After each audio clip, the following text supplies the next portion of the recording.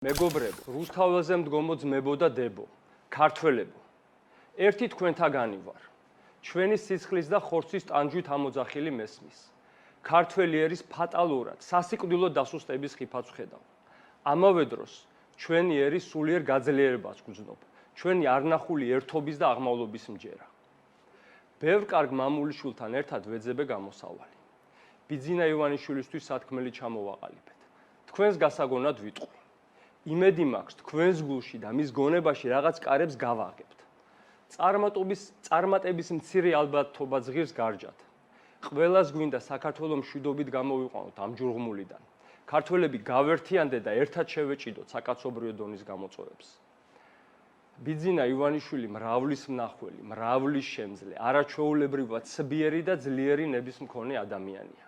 ის მთელი მონდომებით ცდილობს ხელისუფლების სათავეში დარჩენას. ეს მცდელობა რამდენადმე გასაგები იქნებოდა, რომ არა უსამართლო წინასაარჩევნო გარემო, გაყალბებული არჩევნები და ამის შემდგომი ანტიკონსტიტუციური ნაბიჯები. ის ისეთ ხმელწიფელს გავს, ამომავალ ყლორტს რომ არ ახარებს და სპობს. ახლა მსოფლიო მასშტაბის დაპირისპირება მიმდინარეობს დასავლეთს და ავტოკრატულ ქვეყნებს შორის. კლიმატის ცვლილება დიდ კატაკლიზმებს მოიტანს ყველასთვის. ჩვენს სიახლოვეს ზოგიერთ ქვეყანას უკვე უჭირს სასმელი წყალი და სუფთა ჰაერი. ხელოვნური ინტელექტი ვითარდება და ფუნდამენტურად შეცვლის კაცობრიობის ყოფას. ასე დროს ხელისუფლების ძალმომრევება გვასუსტებს ქართველებს. ისე შეიძლება დაუძლურდეთ, რომ ვეღარ შევძლოთ სოფლიო განვითარებას ფეხი აუწყოთ, დემოგრაფიული პრობლემები გაგვიღრმავდეს და სასიკვდილოდ დავკნინდეთ. რატომ იქცევა ბიძინა ივანიშვილი ასე, ბევრი აზრი არსებობს.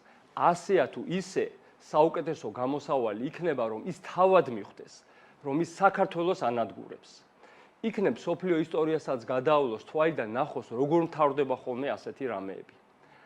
ამის ალბათობა გაიზრდება, თუ ივანიშვილი დაინახავს, რომ ჩვენ არა მარტო ემოციურად, არამედ გააზრებულადაც შეგვიძლია ერთადგომა, დიდხანს და დისციპლინირებულად მოქმედება.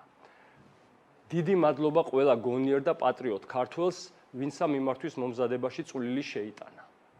ახლა ბიძინა ივანიშვილს მივმართავ.